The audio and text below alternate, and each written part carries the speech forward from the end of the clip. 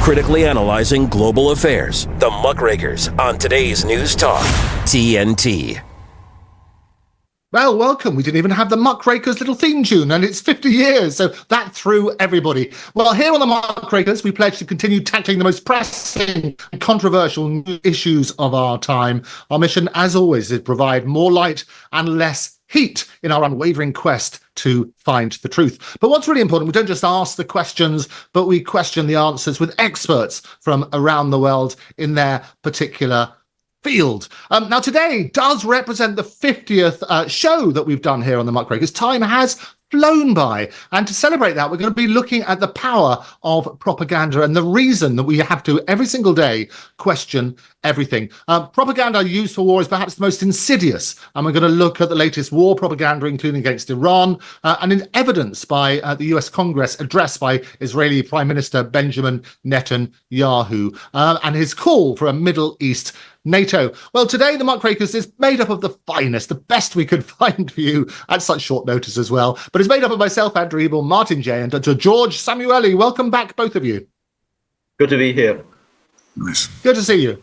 Wonderful. Now, Martin J, just to remind you, is an award-winning journalist and editor of maghrebi.org and levantis.me. His career has spanned over 30 years, which has seen him work in 50 countries for a host of big media titles. But what I love most is that on his Twitter X page, he proudly proclaims that he's been fired by all the media giants. Not here on the Muckrakers. We love him. A good journalist, but a pain in the backside is what CNN said, but not using the word backside. Dr. George Szamuely, who I also have a delight of working with on a regular basis here on the Muckrakers. He's a senior research fellow at the Global Policy Institute in London. He's written for innumerable publications and is author of Bombs for Peace, NATO's Humanitarian War on Yugoslavia. Well, this week we saw the extraordinary vision of Benjamin Netanyahu addressing Congress. It was a record full speech by a foreign leader to a joint meeting of the Senate and the House of Representatives. The previous winner of the number of speeches was Winston Churchill, very different man.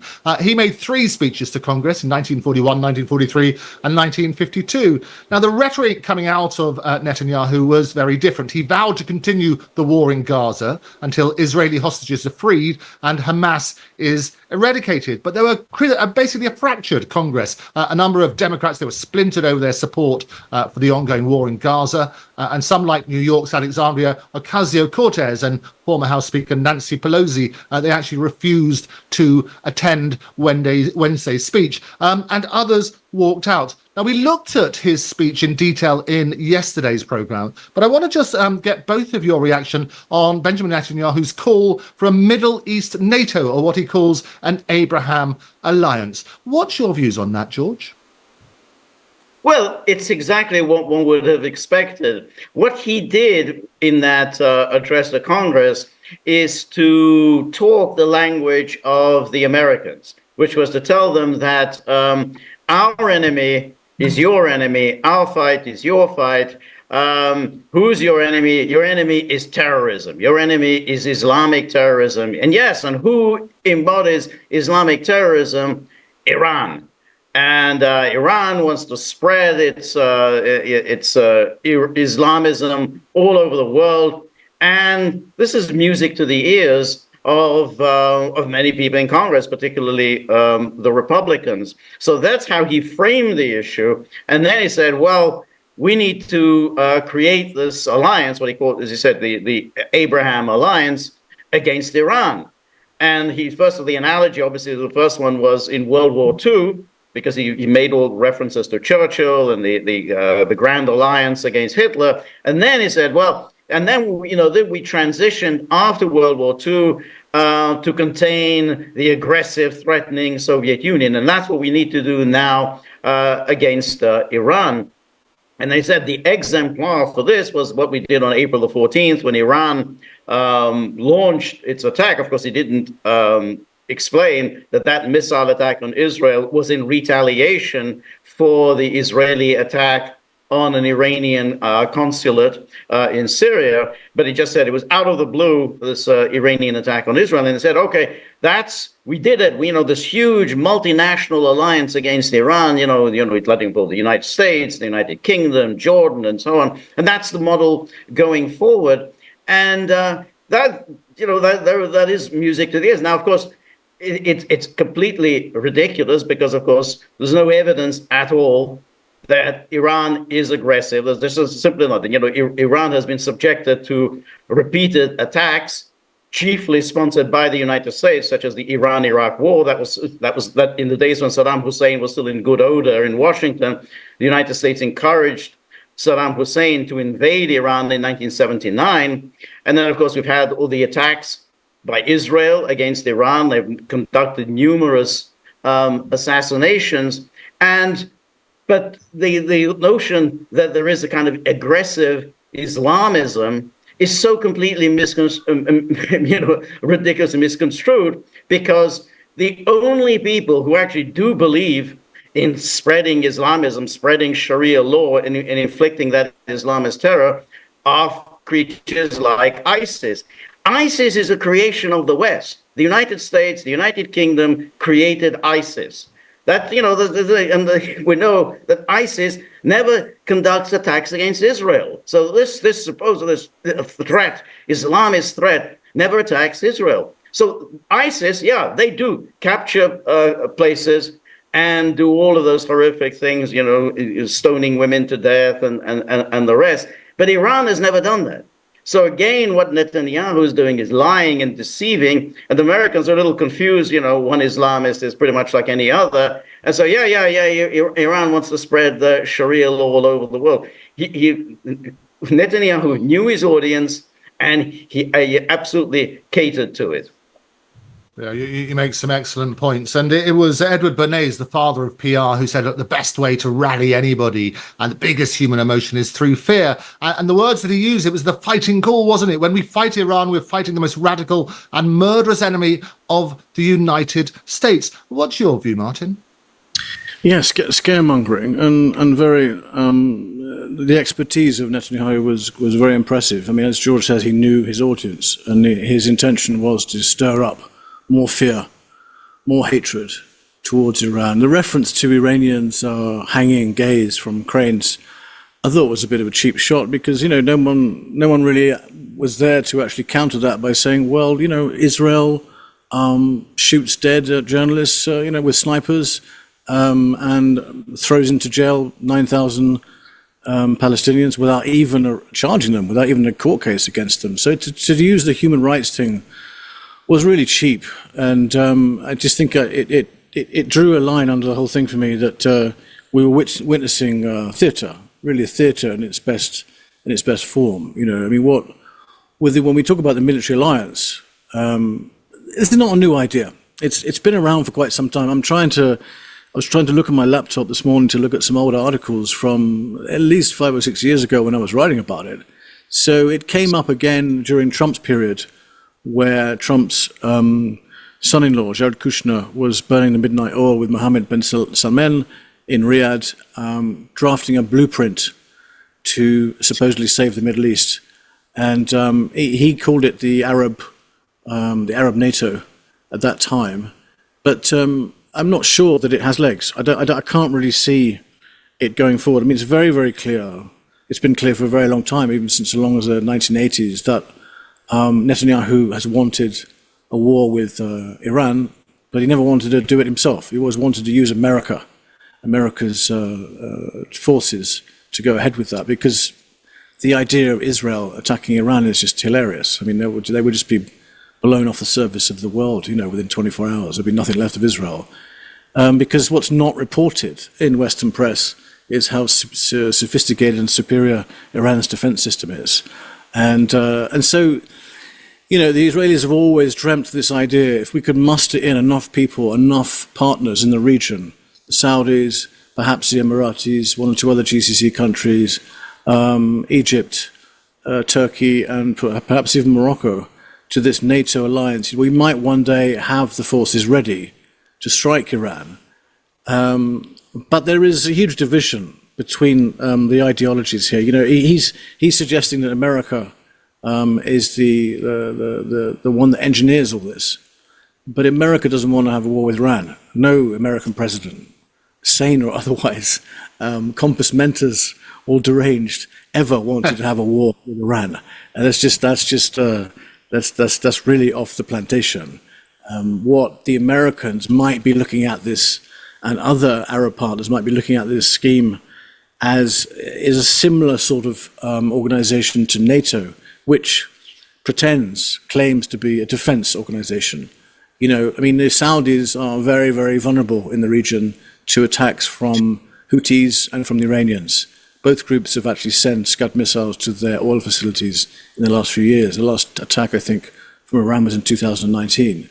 And so the Saudis would welcome any idea which created an effective defensive shield rather than Patriot missiles that the Americans have installed there, which don't work some of the time and didn't prove to be very effective, you know. So they look at it as defensive. Iran looks at it as offensive. Iran wants the organization to be very much a warmonger. It wants to go to war with Iran. And, Israel wants it to go to war with Iran. And I can't see it happening. I can't see it getting off the page.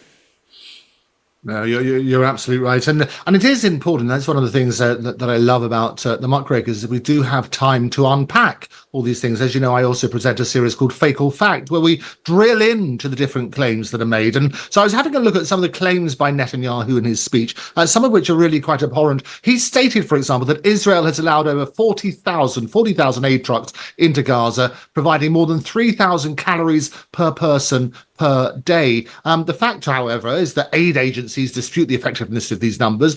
We've seen footage of people who are starving, and they've noted issues with distribution, the mixing of commercial goods with humanitarian aid. I was also looking at the Rafah death toll. Netanyahu claimed minimum civilian deaths in Rafah. He cited an incident with a Hamas depot, but again, there are reports indicate multiple airstrikes in Rafah rather. They've caused significant civilian casualties, including women and men. And he's also talked about the combat to civilian casualty ratio. He says it's been the lowest ratio of civilian to combat casualties ever.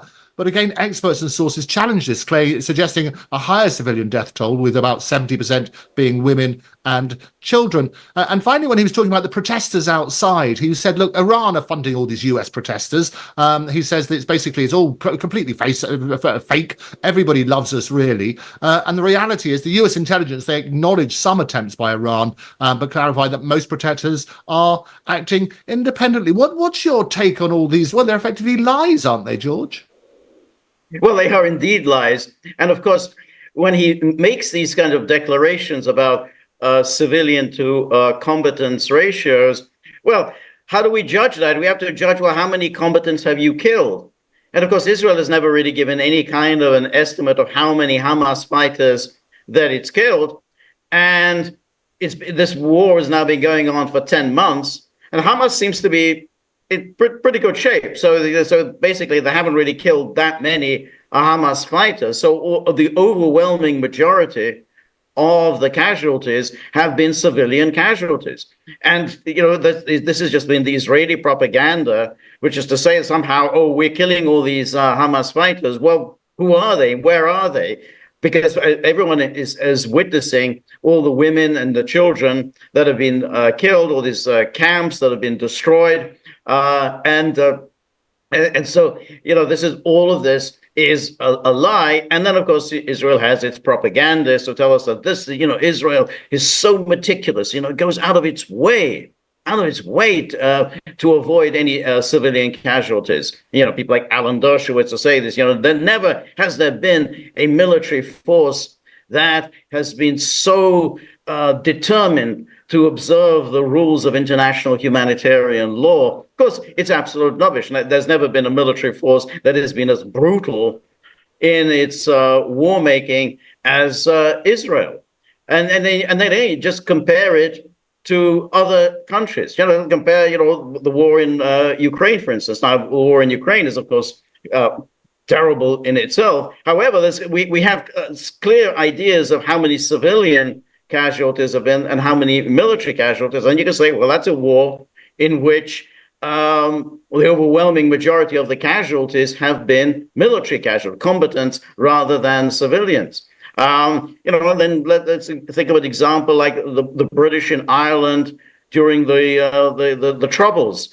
Again, the British didn't go off and say, we've had it with the IRA. We're going to go and bomb Dublin. I mean, we're just going to go straight in and bomb Ireland because above all, we need to crush the IRA and crush the threat from terrorism. Nobody does it. Nobody does what Israel does, which is essentially attack all its neighbors, which it does on a regular basis, always has done throughout its history, attack all its neighbors, attack civilians in all of its neighbors, and then it justifies it by, of course, invoking the Holocaust, never again, never again, never again. Therefore, we can do whatever we like, however brutally, however cruel, because we can never have another Holocaust. So that's it. You can just, justify the most horrific crimes because, of course, we have to save the Jewish people.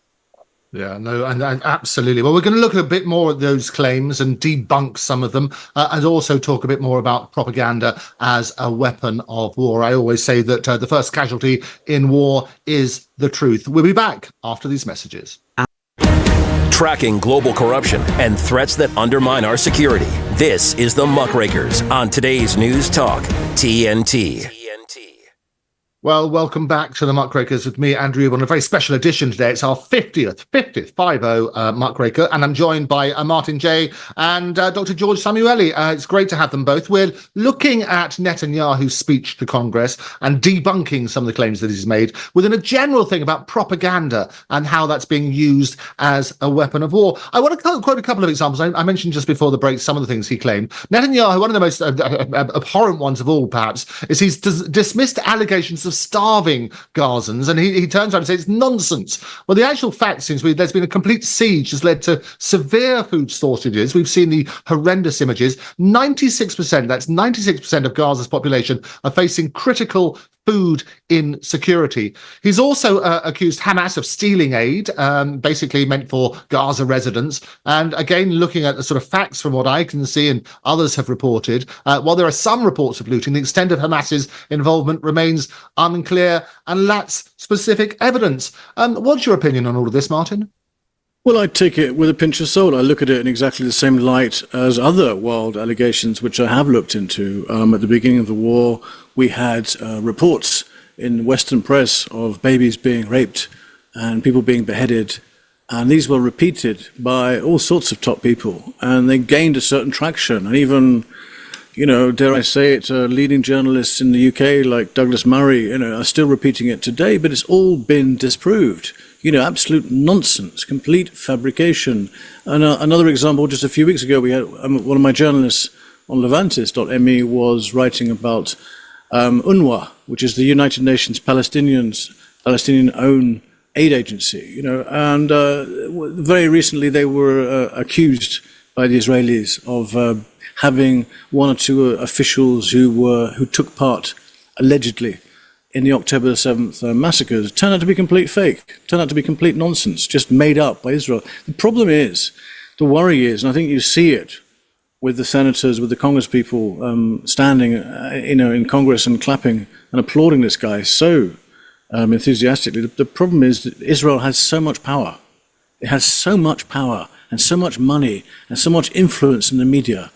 And, I did tweet yesterday, I wondered how many of those people who clapped and cheered like that were not, paid $10,000 each to do it. It wouldn't surprise me at all to find that out. It did seem incredibly suspicious that there could be such a level of support for Netanyahu. And, from his side, he's on a roll. He's absolutely on a roll, and he's just going to keep on killing because his objective is to keep the momentum going of the genocide, to murder as many Palestinians as he can in Gaza, to basically ethnically cleanse Gaza.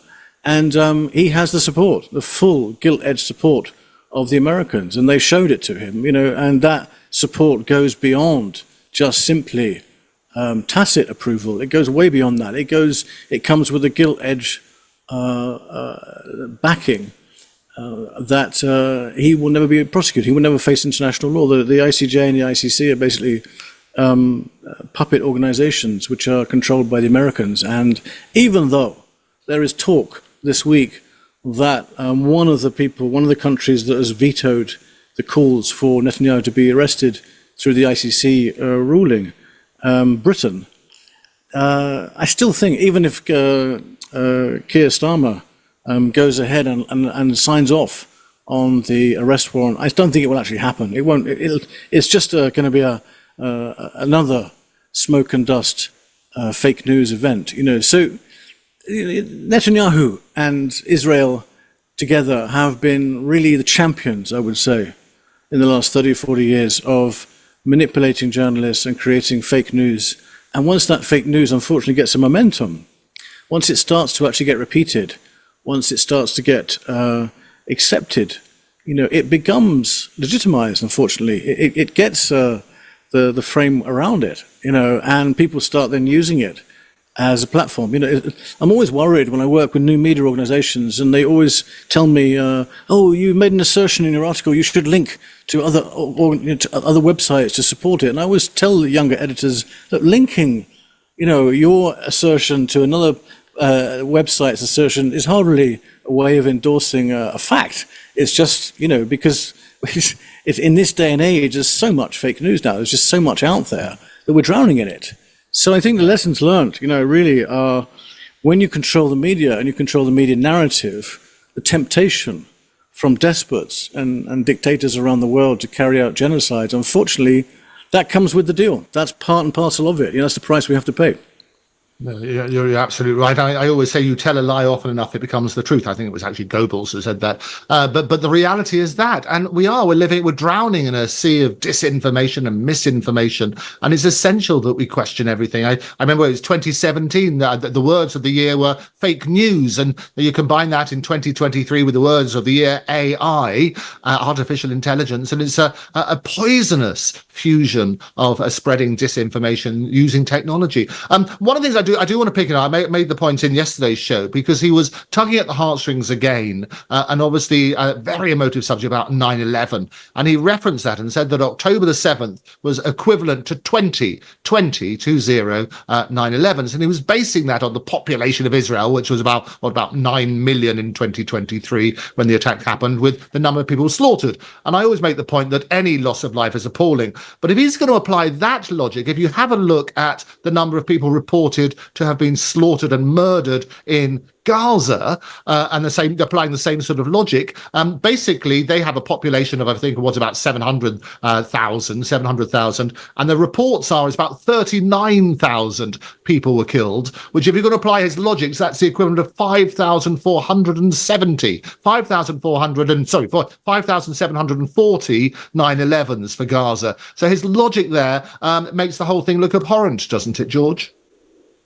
No, you're absolutely right. And of course, it's an absolutely ludicrous way of looking at it. It's like saying, well, here's a car crash in a country of 1 million, 2 people died. Oh, well, if this were in the United States, that would be, in effect, be 700 people died in this car crash. Well, of course, it's nonsensical. But that's what he's doing. He's just simply, multiplying it in number by, how much bigger a country is than Israel. But what is so obnoxious about his presentation was to suggest that this was really all about this nefarious, global, historical anti-Semitism.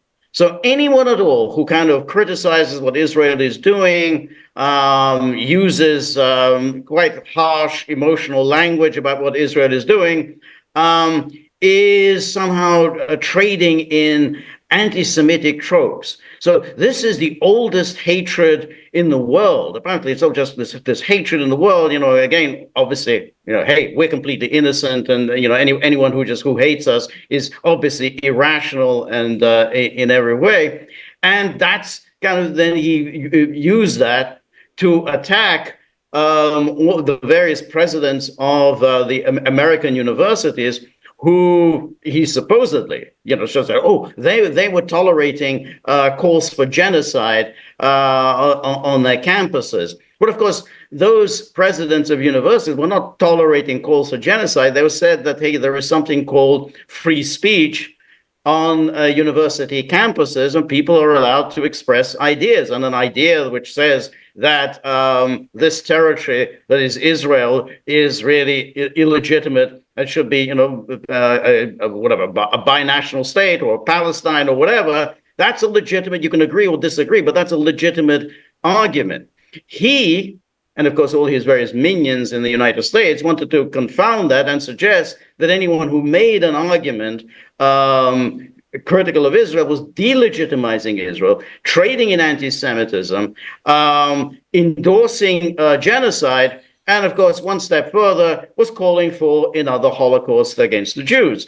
This is the nonsense that he propounds. But of course, all of his apologists and acolytes in the media echo this.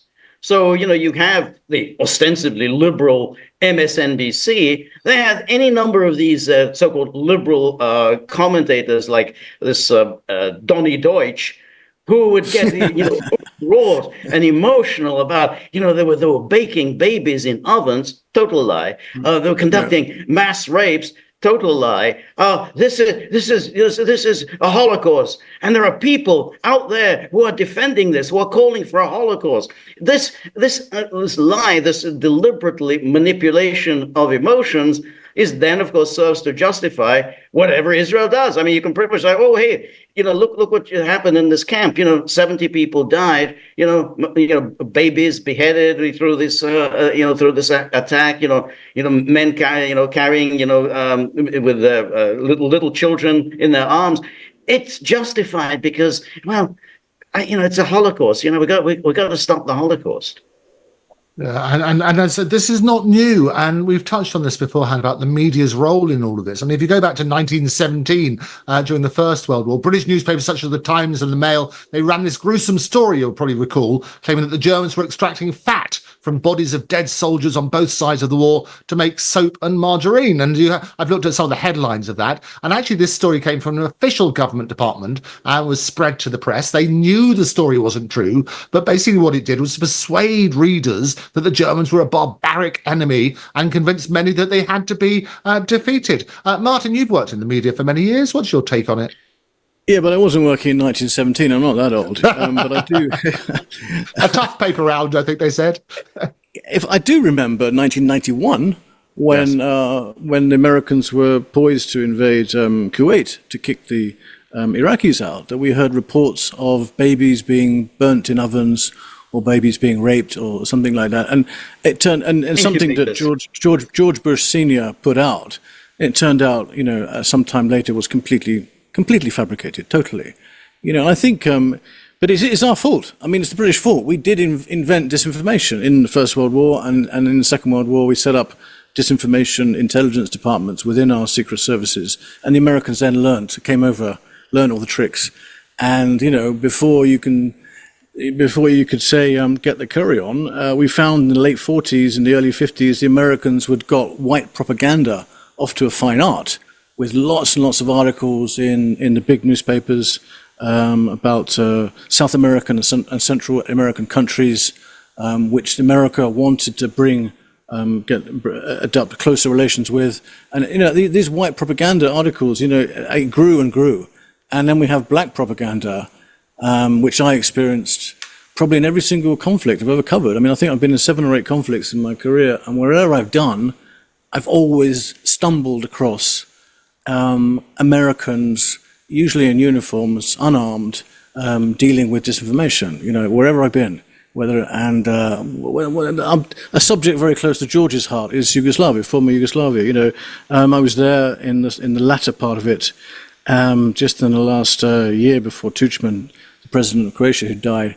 And, the Americans installed themselves in Zagreb. They built a disinformation center for journalists, for international journalists, and they started publishing articles in the New York Times and in the Post, basically creating this image that the Croatians were angels. They had blue eyes and they have blonde hair and they've got our values, and they sort of watch the same TV shows as us and eat the same food and go to church on Sunday.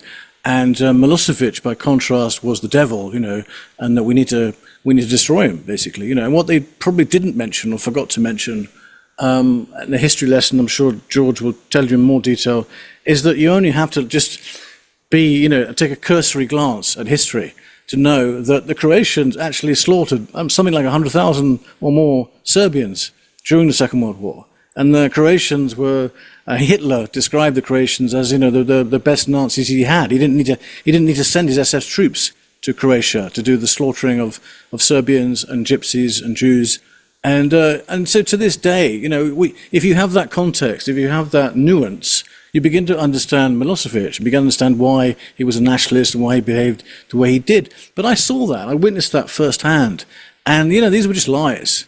And what you also find, I saw it again with Syria, when I was based in Beirut, you had a lot of reports about Assad bombing his own people.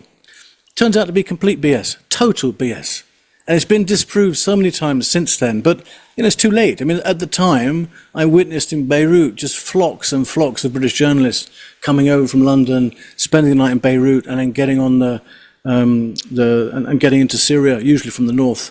And what everybody had to do was basically embed themselves with Al-Qaeda or ISIS terrorist operations, terrorist cells.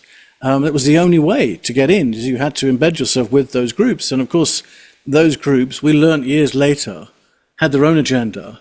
They had their own way of manipulating journalists. They would take these Western journalists in with them, give them somewhere to sleep, feed them, protect them, apparently. And then slowly the disinformation starts to be fed to them, and they don't have any choice. They've got to report something, And what we discovered was a lot, I would say the lion's share of what came out of Syria in all those years was complete nonsense, Andrew, total nonsense. All those stories about Assad bombing his own people with sarin, nonsense.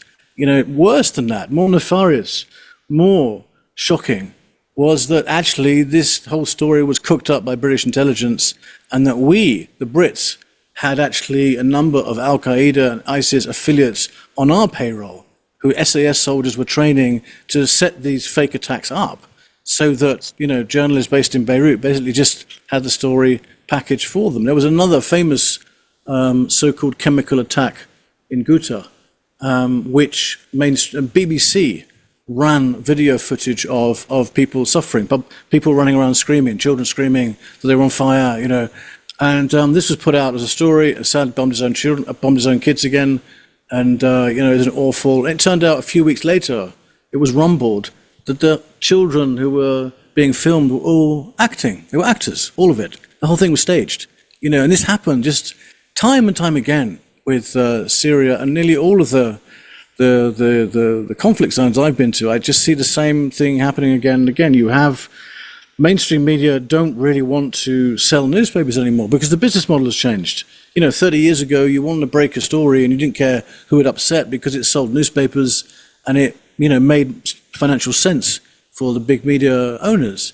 Now, I think in the last 15 or 20 years, certainly in my career, I've noticed that we've all become now part of the establishment. Media is now part of the establishment. And that media is an extension of the intelligence services of government.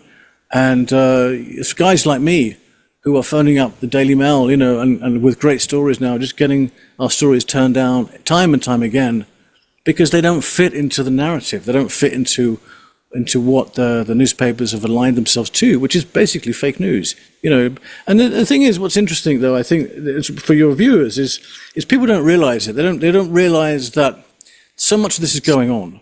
They don't realize that what they watch every night on Ukraine, for example, is, again, entirely fake news because all the British journalists there are aligning themselves with the institution of the Ukrainian government, its press service. They're not free to go anywhere they want to go. They have to get permission. They have to have minders with them. Those minders take them to certain places, and arrange the stories for them.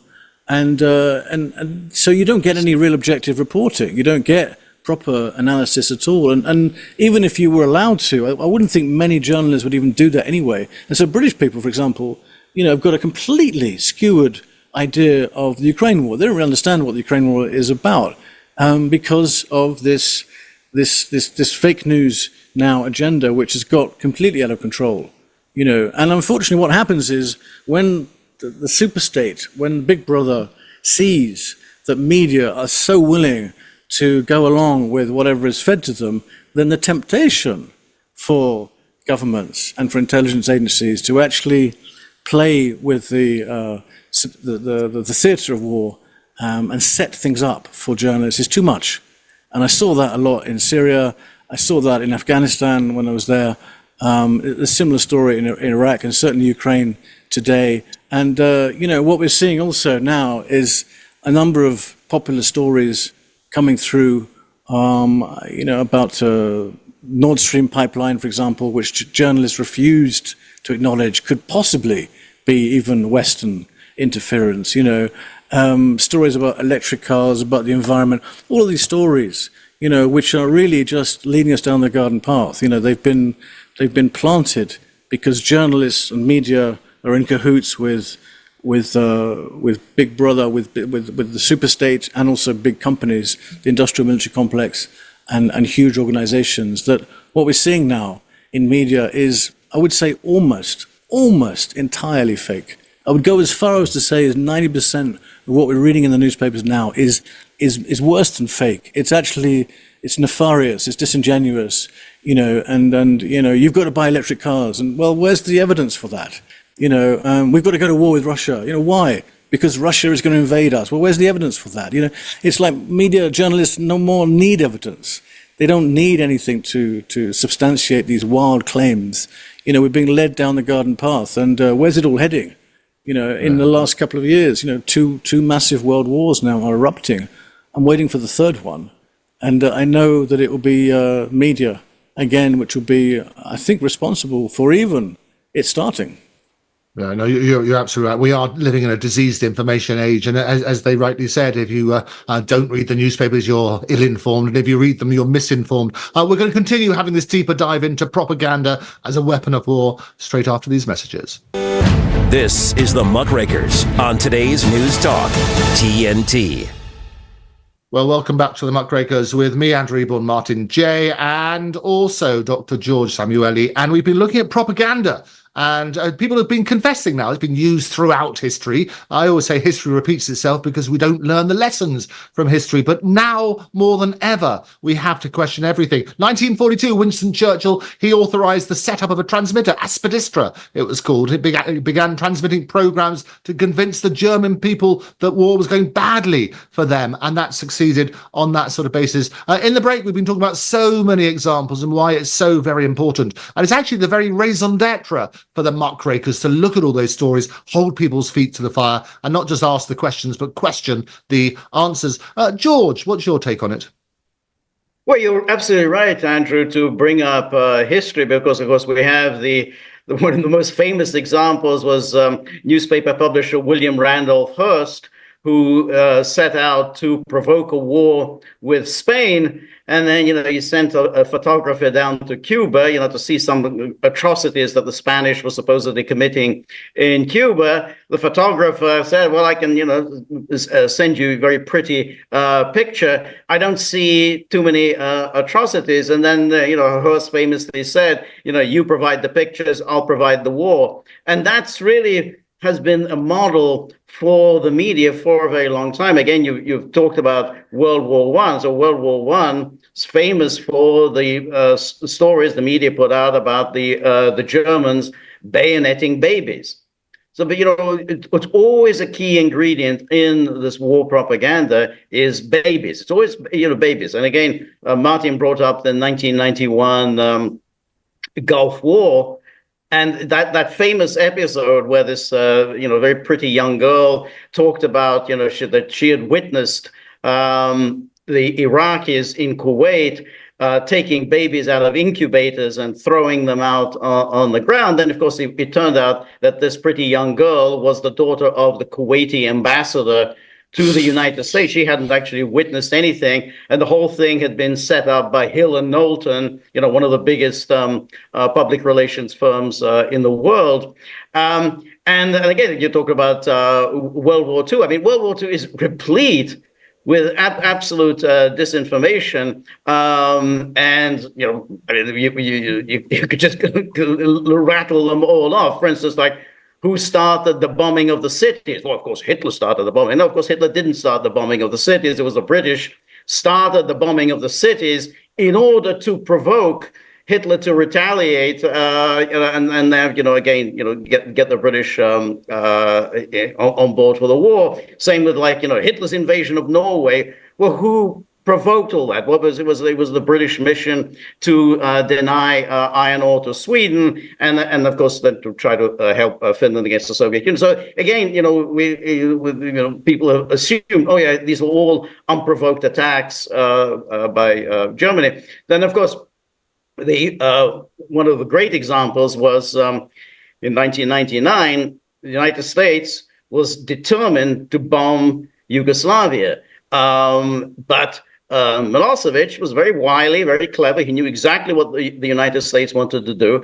And he was going out of his way to avoid doing anything that would provoke a United States bombing. So the United States and NATO set up a massacre at Račak in Kosovo. There was no massacre.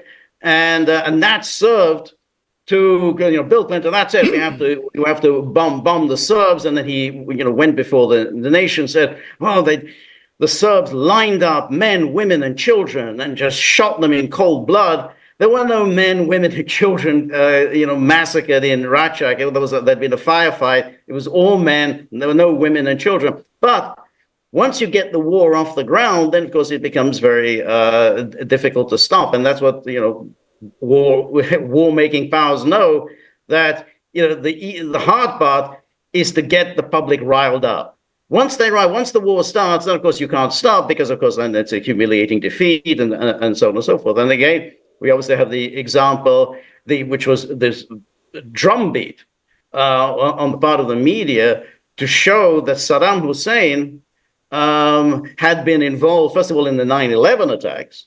No evidence for that whatsoever, but nonetheless, there was the media played that up, and that he was very close to having weapons of mass destruction at his fingertips. That, of course, again, was a piece of deceit, because when you mention weapons of mass destruction, you obviously think, oh, well, nuclear weapons. So that they did that very deliberately, so that people think, oh yes, Saddam Hussein is very close to nuclear weapons, because weapons of mass destruction could mean almost anything. Like chlorine gas could be a weapon of mass destruction, but it was a way to get the public riled up against Saddam Hussein, and there were a lot of journalistic careers made on the allegation, like Jeffrey Goldberg, who was writing for the New Yorker at the time. He's now the editor-in-chief of The Atlantic, one of the biggest journalists around. But he wrote this famous article showing that there was a link between Saddam Hussein and Al-Qaeda, and a link between Saddam Hussein and the 9/11 attacks. And then we have Dick Cheney, who cited this article. Oh, this is boy, we didn't know of anything about this. We got this article. This is in the New Yorker. That's a reputable publication. Look what they're saying. Well, of course, Jeffrey Goldberg got this information from Dick Cheney. It was Dick Cheney provided him with that information, and then Dick Cheney goes on television and says, "Whoa, this is pretty serious stuff." So this is the way this operation goes. The key was to get the Americans, or American people rather, so angry that they were ready to sign off on Saddam Hussein. They weren't going to do it in the aftermath of the 9/11 attacks, because they say, hey, well, that's Osama bin Laden. What's this got to do with Saddam Hussein? But once you keep banging or drumming into them about this, the evil Saddam Hussein, they finally say, yeah, okay, well, we better support this. So, I mean, that's how you manufacture war. This is through this deceit, and the media are only too happy to allow themselves to be played in this way. It's quite extraordinary, isn't it? George, thank you for that. Martin. Yeah, he's absolutely right. The media are only too happy to be played in this way, because they don't really have much choice. If you take away the possibility of them reporting, and it's made very clear to them on the ground by whoever's in control, whether it's NATO or wherever, and it's also made clear to them by their bosses back in London or New York, look, this is the story, and don't steer away from this story. This is the narrative. Then what are they going to do? I mean, I don't think we can if we're going to wrap up all those really, the top 5, really fake news stories of all time, along the theme of what George is talking about, is stirring hatred of the Americans. We can't let the Sarajevo market bombing, summer of 1995, slip by, whereby people were just blown to pieces. It was a bloodbath, and it was caught on live television, and the Serbs were blamed for it. And Madeleine Albright and Peter Galbraith, the Croatian ambassador at the time, and Holbrooke, they all basically told Clinton, look, okay, now you've got it. You've got your green light for NATO airstrikes to bomb the Serbs. It didn't take much time. I mean, a couple of months later, and we all learned that the Serbs didn't bomb those Muslims in that marketplace. It was the Muslims who bombed themselves. And the reason why they did it was because they were given the nod and the wink by Madeleine Albright, that, well, if something like this were to happen, then we would go ahead with NATO airstrikes against the Serbs, And in fact, Clinton didn't even have the approval, the approval he needed. He didn't get the UN Security Council approval of it. He did it illegally. He just went ahead anyway. And that changed the war completely. But it was all based on fake news, totally fabricated fake news, where people have actually hinted to groups on the ground, if you were to do this, or this were to happen, then that would tip everything in the favor towards you. And, maybe when they were given that hint, if it was by Albright or officials, maybe they didn't believe that the Muslims would go that far and murder their own people. But that's what happened, So the interesting thing, though, I think, from a journalist perspective, is it's not just fake news comes in many, many, many forms. It's like peeling an onion. It's not just writing up the narrative when you know it's wrong, when you know it serves a particular geopolitical agenda. It's also people write up a lot. It's what journalists don't do in many cases. It's what journalists won't report on. Omission is a huge part of fake news. Omission by news agencies and journalists around the world. Where they just simply choose not to give a story nuance. They choose not to report on the other side of it. And Syria is a very good example of that. But I think when you have this omission, when you have this sloppiness, you also need something to fill the vacuum. Because when journalists are no longer, reporting on these hardcore stories of exposing corruption and graft around the world, there is this massive space in the middle which needs to be filled. And if you want to understand that, just spend half an hour looking at the Daily Mail homepage and the number of trivia stories which we're being flooded with now. When you see a story about a celebrity's bra strap, or what Madonna ate yesterday, or, and all of it's taken from social media. This is the new role of social media, is to provide all this fodder for mainstream media. When you see all this in such a huge quantity, you've got to ask yourself, what's going on here? And what's going on is that all those stories that you might have read 30, 40 years ago, Sunday Times breaking the thalidomide story, that's never going to happen ever again. Those days are gone, and because you have this new idea now about how media should operate, and you have all this trivia and really third-rate, superficial stuff, which is just pumped into the... You say that, but just to pick you on one thing. I mean, the media, we had the report about the infected blood scandal and the post office scandal. Actually, the media played a really good role in that, because they were the ones who shone a spotlight. And it took an ITV drama, for example, to get the post office scandal sorted. There you go, yeah. It took a drama. It took an ITV drama. It didn't take an award-winning journalist to bust it right open. It took the trivia of media, but to finish off my point there, Andrew, what I was going to finish by saying is, on one side you have all this activity of really third-rate material, and then on the other side you have huge subjects which don't get touched, subjects which are really close to my heart, like Lockerbie, for example. If you go to the internet, you will see there are many semi-professional documentaries made about Lockerbie, and even some very good ones, but none of those documentaries come anywhere close to telling the truth about what really happened in Lockerbie. Nobody has even got the verve or the skills or the interest in lifting the lid on really the truth of Lockerbie, which was that Reagan allowed extremist groups in Beirut to fill American airliners with drugs which were to be sold into America, into the open market, in exchange for having a working relationship with what's now today called Hezbollah, because of American hostages that were being held there. I can't explain that to British editors, because the same British editors I explained to over the telephone in 2016 that, actually, George or Bill, guess what? We, the British, are actually paying terrorists in Syria We are actually got our terrorists, we've got Al-Qaeda and ISIS guys on our payrolls. We're actually giving them cash every week, to do our dirty work. And those editors would say, don't be stupid, Martin. What the hell are you talking about? You've been drinking too much. Or there's a brick wall there where they refuse to believe it. Those same editors would not believe the Lockerbie story. What really happened to Lockerbie.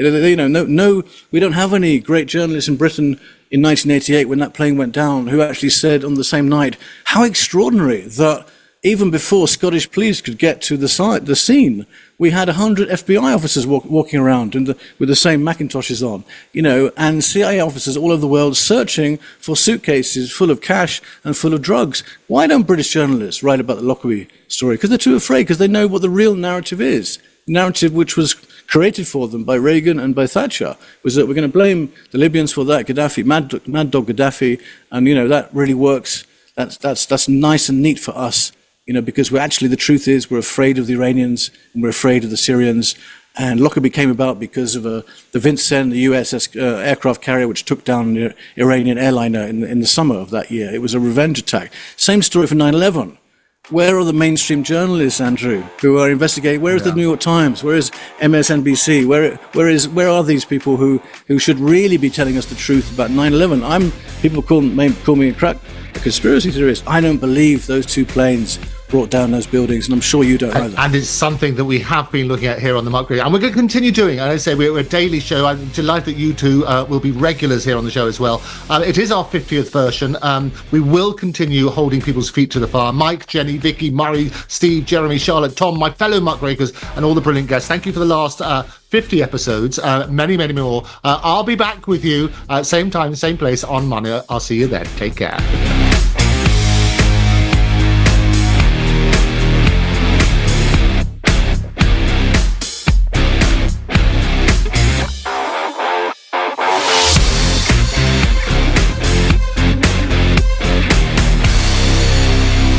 To hear a replay of this hour, go to episodes at tntradio.live.